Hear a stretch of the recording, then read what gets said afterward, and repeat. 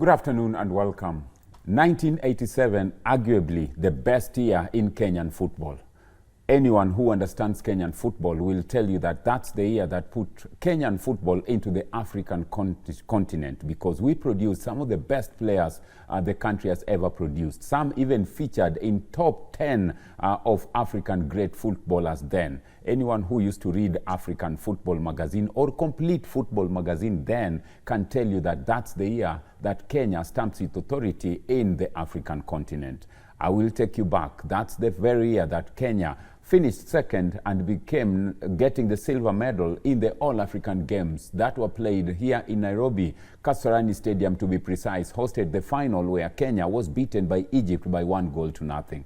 The same year, Gor Mahia won the Mandela Cup, the cup that remains the only that any Kenyan club has won. Tusker came close, unfortunately, never got that silverware a couple of years after 1987. What was the year then about? Good afternoon and welcome once again. My name is Amfapidi, ready to take you through the highlights of that year, and of course, a privilege to be honored by legends who were there then. They are with us here in studio to just give us a glimpse of what happened then. But before that, they've also come up with a very good initiative. That's the Gor Mahia Legends Welfare, to also look at some of the yester players and also come together and look at life after football, and to ensure that life continues even after the good glory days, not to be forgotten. Good evening once again and welcome. Let me take the opportunity to introduce the guests with us in studio. To my immediate left, we have famously known as Jua Kali, Tobias Ocholla, the man who joined Gor Mahia in 1985 thereabouts, but only got to play in the first team in 1986 February, after having struggled to get in. But when he got into the first 11, getting out was not something that was on his agenda. Tobias Ocholla, popularly known as Jua Kali. Tobias, good afternoon. Good afternoon, Mr. PD. Welcome, and thank you very much for honoring our call to be with us here this afternoon. Thank you too. Well, next to Tobias, to my farthest left, the only man to have lifted any African title in the continent. He still remains with that record, because no one ever has lifted any other African title from a football point of view in the country. The man popularly known as Makamu, Austin Oduor, the captain of Gor Mahia Football Club in 1987, lifting the Mandela Cup, having been presented to him by the late President Moi at the Moi International Sports Center, Kasarani. Austin Oduor, popularly known as Makamu. Makamu, good afternoon. Good afternoon to you, Mr. PD. It's such an honor to have both of you in studio, and nice to see you, the only man living to have lifted a continental title. Of course, the rest lifted with you, but yes, to have been handed, it was you. How was that, memory for you? First, I want to thank you again for inviting us to the studio, at least to have a session with you after a long time. Karibu sana. I know we go a long way with you. I can't remember when we last met, but yes. It's a long time. Go ahead. We used to be together, but we went apart, but today we are together. Yes. How was the memory for you in 1987? 1987 remains to be the most successful year that I had in my career as football, because that is when, both in the club and the national team, we made a mark in the African continent. Because with Gor Mahia, we won the Mandela Cup, the only club then in Eastern Central Africa to have won the cup at that time. And then with the national team, we won a silver medal in the All-African Games, which were held in Nairobi then. We'll talk more about it, because the late Reinhard Fabish picked a squad, and the majority of that squad was still the Gor Mahia squad, yes, that won the Mandela Cup. Tobias, first and foremost, where did the name Jua Kali come from? Your guess is as good as mine, and it's you people that gave me the name, so I don't know where you fished it from. So I'm only a recipient. Of a name. Yes, of a name. Yes. So I couldn't say no, because if you are baptized, I think you accept the name that you are given. You don't say no, because you don't know why you have been given that name. But from, I think, football point of view, it was a never say die attitude, where people who are supposedly supposed to be operating on that wing as wingers or opponents, they were never allowed to pass. So it is marking an opponent dry. No chance. Marking an opponent dry Right. with no chance. Tobias Ocholla, popularly known as Jua Kali, and Austin Oduor, popularly known as Makamu, with us in studio this afternoon. We'll talk about the 1987 year that remains the most successful year in Kenyan history from a football point of view. But one thing that they've come up with, and Austin Oduor is the chairman of the Gor Mahia Legends Welfare Association. Then, of course, Tobias Ocholla, the organizing secretary of the welfare, is something that other clubs need to borrow from. Austin, as the chairman of the Gor Mahia Welfare Club, why did you come up with this idea in terms of coming up with the welfare? Yeah, it has been a long time. People played football and left playing football. We retired from football. But after retirement, we went to unknown destinations. Nobody could trace where those who played football before went. So we decided to come up with a group, the welfare group, so that we may recollect ourselves and be together as a people, as a unit, so that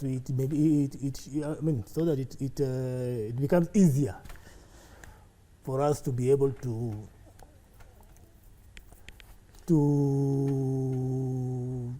be together and do our things together. And as we do that, Toby, as the organizing secretary, I know you must have tried your best as a welfare to reach out to the legends, the former Gor Mahia players, to come together. How has it been, and how many members do we have at the moment?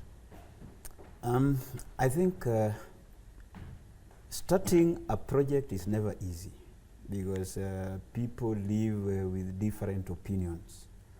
When we were trying to start the Legends group, there were naysayers that this thing will not succeed after all. That's why I believe up to now we've not netted as many as we would have wanted. But people are still not sure where we are going. We have started the journey, but I think they are still not sure where the end will be. But I believe the steps we have made is giving positive direction. So I believe where we have reached now, there's no turning back. And the naysayers are now willing to come in because of the positive steps we've made. So I think even if you want to build a house, you start by making only one hole. If you are using a pillar, correct. Let me say so.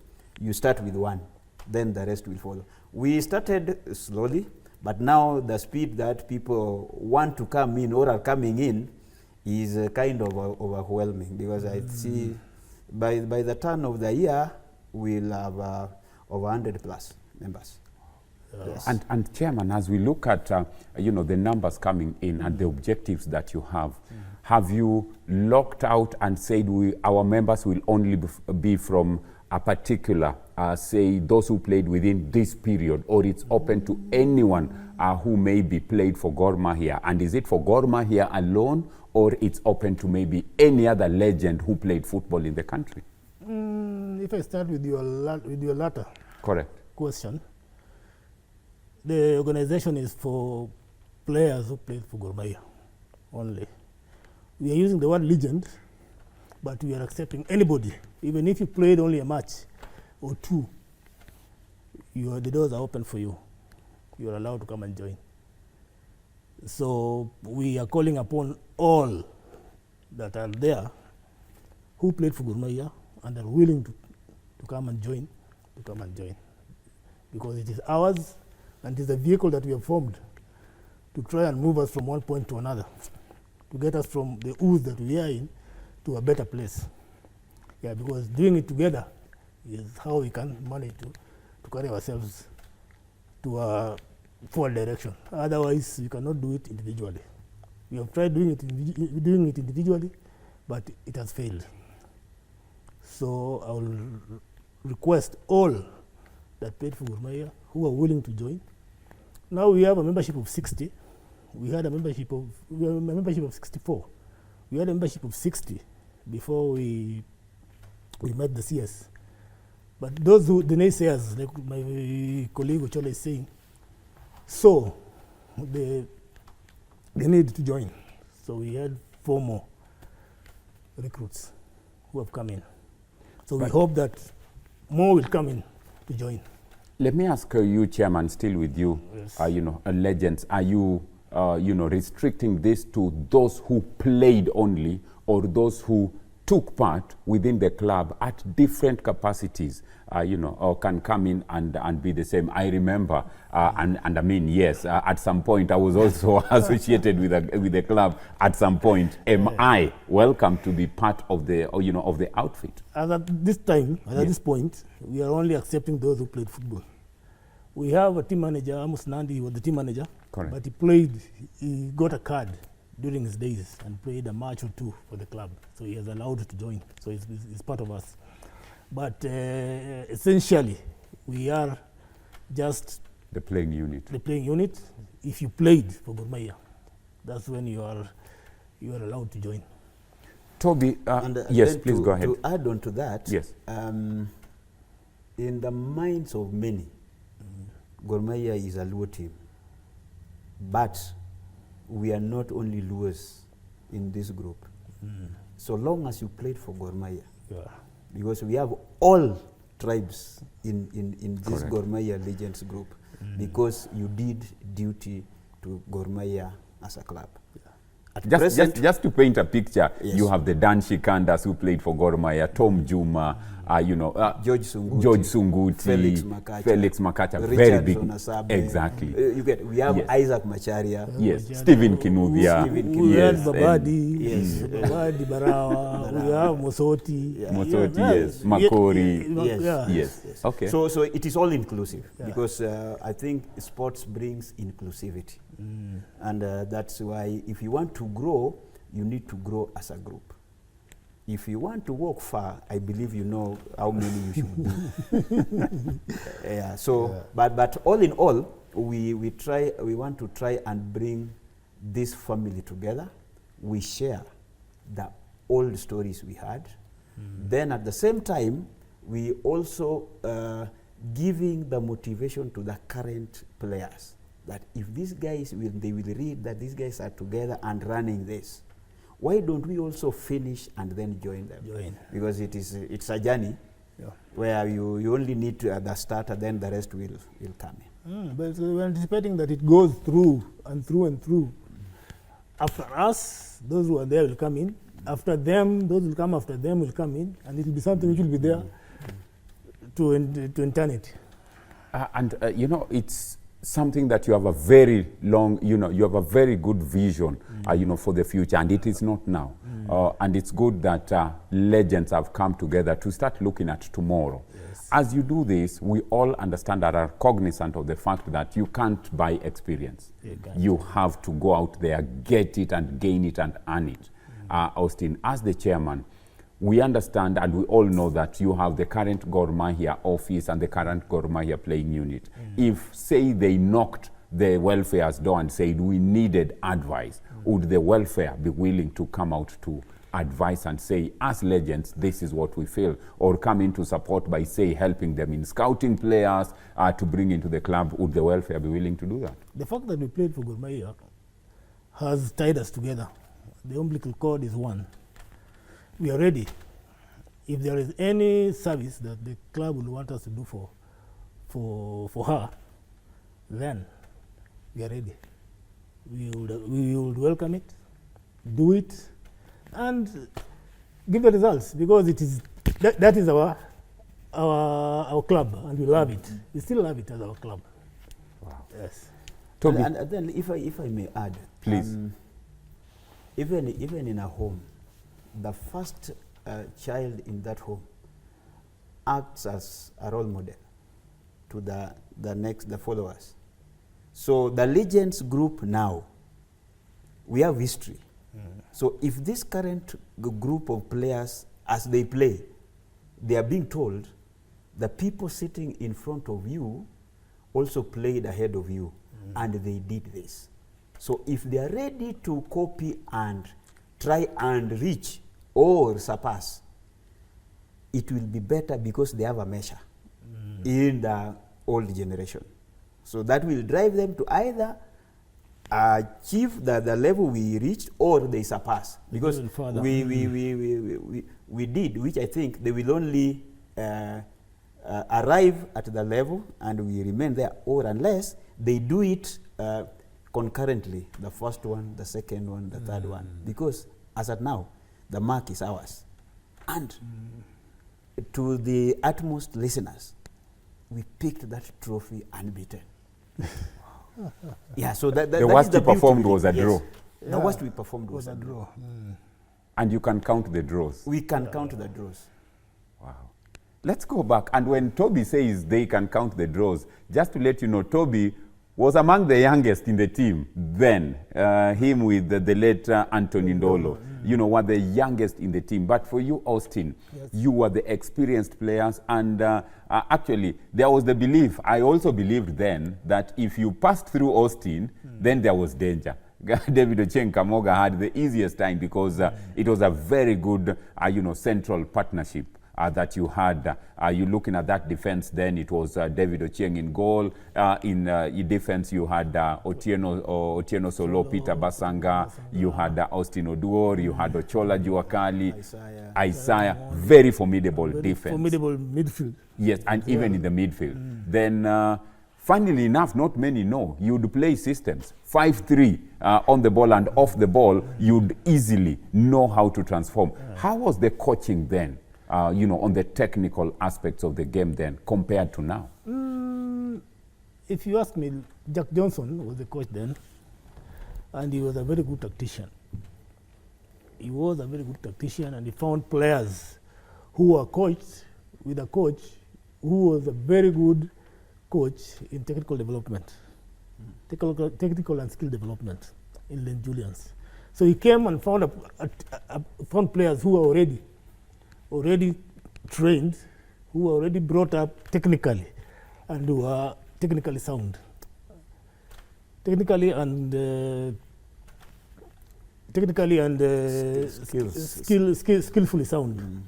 You see, so what he came and did was just come in and bring in organization in form of a system. So he brought in 3-5-2. We had two central defenders and two central defenders, one libero, and then flying wingers. So these flying wingers were going to join. Going to join the attack, then come back. Would join the attack, then come back. But they were going in alternates. Yeah.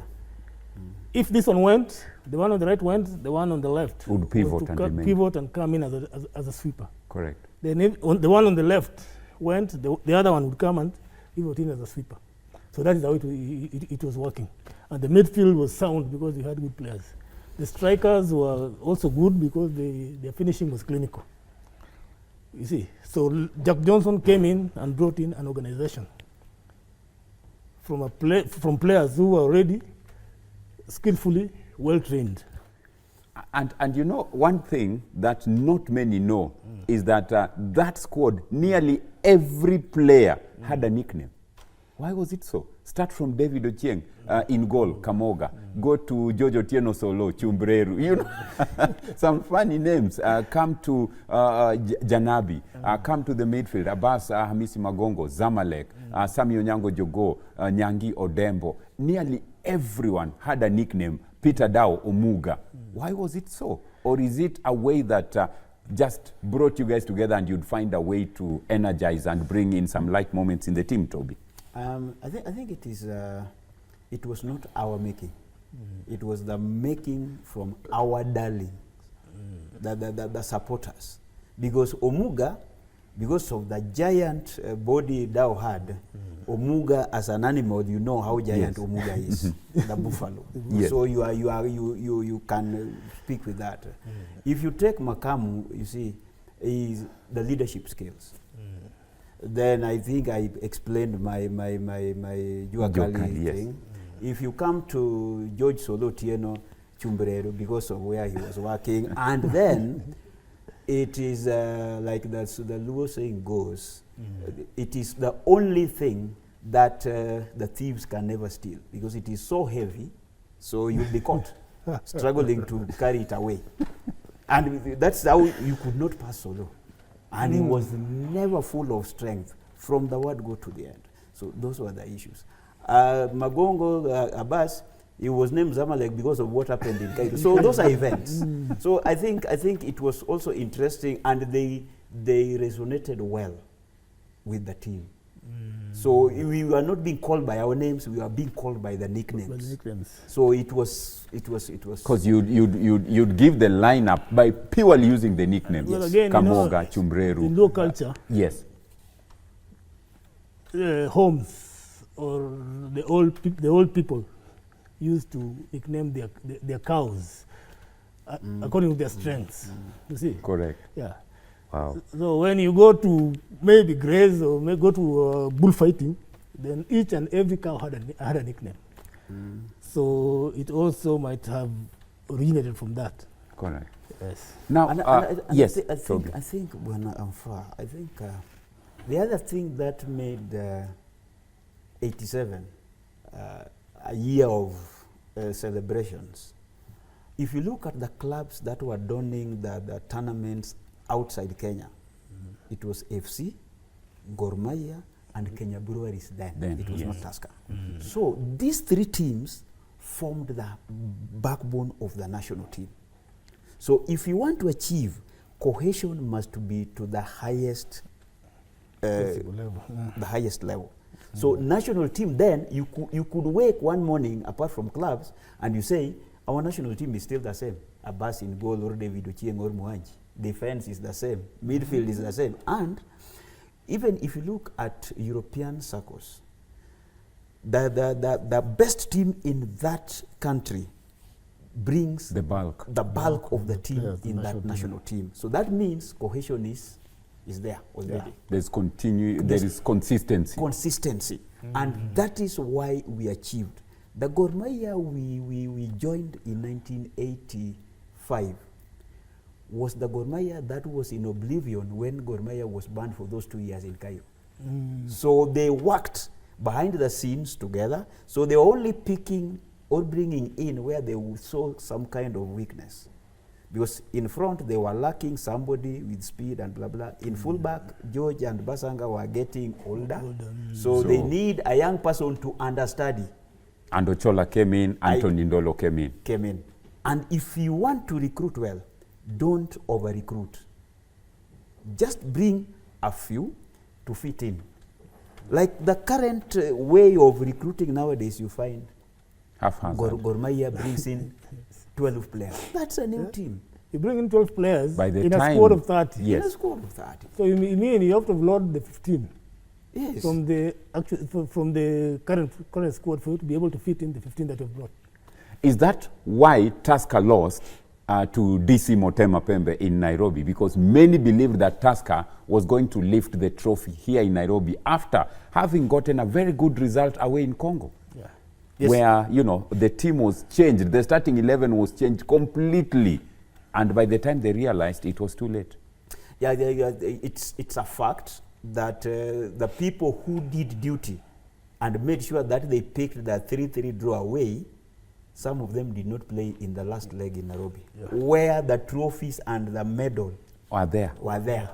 In fact, that should have been the driving force. And Tusker let the trophy and the medals of first to leave Kenya. And I think that has haunted Tusker for a very long But time. Akidi, come to think of it, Yes. you've gone to play away. You've managed to come back with a point. And then the team that carried you through to manage to come up with that point you come and reshuffle it or change it when you come to play home with the same team that you played with there. If this team was able to score 3 goals and manage a draw there, what could they have done here if not a win? Leave them to continue that momentum. They continue the momentum. But now let's get back to you as we, I can hear what my director is saying. Austin, 1987, you lifted the Mandela Cup as the captain. Yes. At what point did you know that this thing is headed Gor Mahia's direction? Was it in the first leg when you drew 2-2, or was it here when you were leading 1-0, courtesy of that Peter Dow header? When we were in Tunisia, we had already tied the cup, but we were robbed because they were given 2 penalties out of nothing. Because we were leading 1-0 at halftime. When we came back to the second half, they were given 2 penalties. Isaiah was penalized for nothing. Then a penalty was issued. Then another penalty came from nothing. So when we came back, we knew that because we were to win there, so if we played better here, we would carry the cup. So because of that motivation of having played a draw away, we had that courage, knowing that we were able to do it. Talk to us about, yes, Toby. And then if I add to this, yes, the Gor Mahia that played in the final was not just a Gor Mahia outfit assembled in a period of 4 months. No. It was a team that was there, I think, 4 years. Yeah. So it was a well-knit team, because we knew what we were doing at any given time. Yeah. Because when we were going away, we were told, away, if you pick a point or you score a goal, you are good to go. Yeah. So we were going out with a plan. If we have a chance to score, we score. If we don't have a chance to score, we should not concede. Yeah. Because when we go home, we'll have the majority of our fans behind us. That will drive us. Yeah. So that is how we were planning these games. And then the old man we had in Jack Johnson was never shaken any day. So it was just, my son, we have trained, we have agreed, we are fit. Let us execute our plans. We'll go and play. And we go. And you go and play. And we go and play. Austin, talk to us about this moment now. You're lifting the trophy. It is being handed over to you. Talk to us about the experience, the adrenaline for you to hand it over, for the, to the team. Talk to us about this moment. Yeah, it was a great thing. Even before the match, let me bring you back before the match. Yes. We were sitting with this guy on top of Kasarani Stadium. Yes. Those hostels there. Correct. There was a platform, sort of roof. So we used to sit there.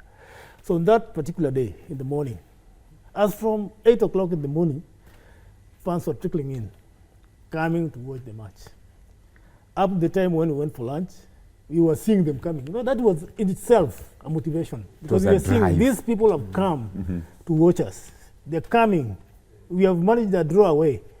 Are we going to lose at home? No. So that is the drive that we had from those fans. And those fans were passionate that time. So, and the players were also willing to perform because they resonated well with the fans. They respected the fans. So they knew lifting what the fans trophy. wanted. So when it came in, when we went to the pitch, we had the feeling that we are already winners, because we had an advantage of 2 goals. So we are either to lose or have a 2-2 draw for us to be able to go into extra time already. To go into extra time. Yes. No, in order for us to be able to be eliminated. Which was not going to be what was not possible.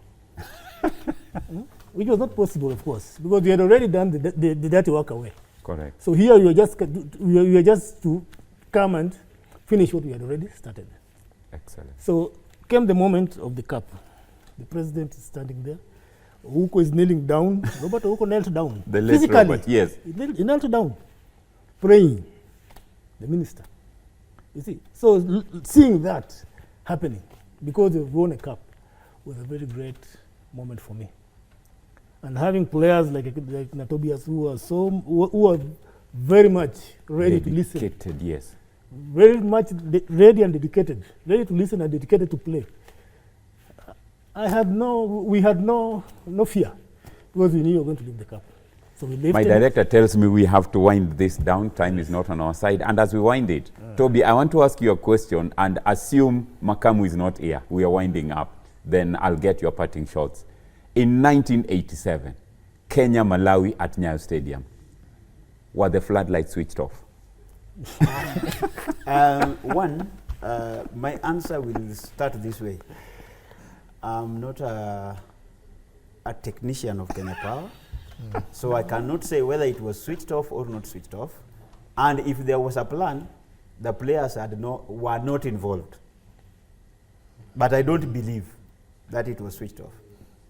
Just to bring you up to speed, in 1987, fourth All-African Games, happening at Nyayo Stadium, semi-finals, Kenya is playing against Malawi at the Nyayo National Stadium. Things, as they would say, were thick for Harambee Stars. Things were not going Harambee Stars' way, and it was in the evening. All of a sudden, the floodlights went off. Many believe to date that power was switched off because the return match tomorrow that was played the following day at Kasarani, Harambee Stars came a different side and they eliminated Malawi. That's where the question came up. Were the lights switched off? But anyway, that's talk for another day. Your parting shots, Toby. What would you tell the current crop of footballers? We are the role model. So if they can listen to the story or come close to us, just talk to us, because we are not superhuman beings. We are Kenyans like them. We'll be ready to guide. Let them not stay aloof, because if you want to achieve, you have to follow the footsteps of somebody for you to reach where you want to go. But if you stay aloof, you will not learn. That is why when you are in school, you are told if you are poor in mathematics, make sure that you are so close to the mathematics teacher so that when you have a problem, you can consult. Or you have a mathematics genius in class. You can always consult. You can always consult. So I believe that these guys, because they still have those, the role models alive, they need to find their time, then talk to the role models and ask, how did you guys manage this? Thank you. Makamu, your parting shot. 36 years down the line, no Kenyan has done what you did in terms of lifting a continental trophy from a football point of view. Do you see that going anytime soon? Would you want to see a Kenyan do it? And what's your parting shot? First of all, let us give accolade to the 1979 team, which reached the finals of the same cup. Correct. They might reach the finals, but they were eliminated in the finals. Then after them, after the 7 years, after 6 years, we won it. What's 6 years or 7 years? 6 years. Yeah. 8 years. 8 we years. won. It was 79, 87. After 8 years, we won it. You see, so I will tell the players who are playing today that whenever you want to achieve, you must be able to follow the footsteps of achievers. Because if you don't follow the footsteps of achievers, you will not be able to achieve. Because you will not learn. Because you have to learn from somebody who has done it.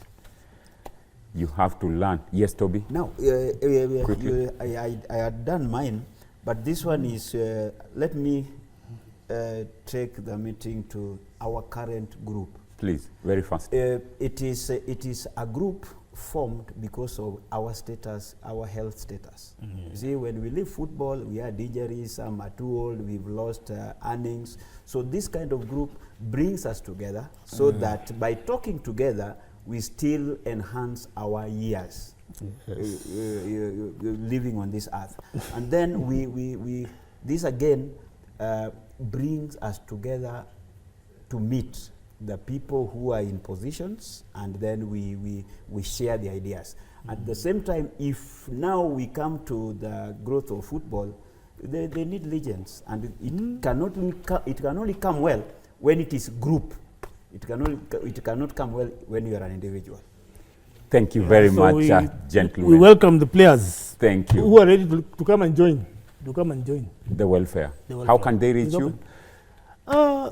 Your cell phone number? I've got my cell phone number. Yes. If you can reach Ocholla, they've reached me. If they've reached Ocholla, they've reached the organization. Okay. In fact, we are creating a website. A website. A website. So this website will open the world for everybody who played for Gor Mahia and they want to join. So they will buy in and we get them on board. Panapo wazee hapaharibiki neno. That's the Swahili saying, and having these legends here in studio really takes us back down memory lane. When Makamu takes us back to 1979, when Gor Mahia, the club reached the final, despite having been beaten, a few months before that, because they were beaten by a team from Cameroon. Was it 9-0? They were hammered. So many. We will talk about that, because I know once I engage the gentleman, we will not end but this. You name Alan Thigo being the player coach then. Alan Thigo. He was the player Well, coach then, yeah. there you are, very big names. And he's a member of our organization association. welfare now. Thank you very much. Association. We appreciate Tobias Ocholla Juakali. We appreciate Austin Oduor Makamu for having been with us in the studio this afternoon, just to give us an insight of what the Gor Mahia Legends welfare is all about, and also to take us down memory lane on what made them take. We'll be right back after this short commercial break. Remember, it's happening on Game On your #1 sports show. That's KBC Channel 1, your true sports partner. We'll be right back after this short commercial break.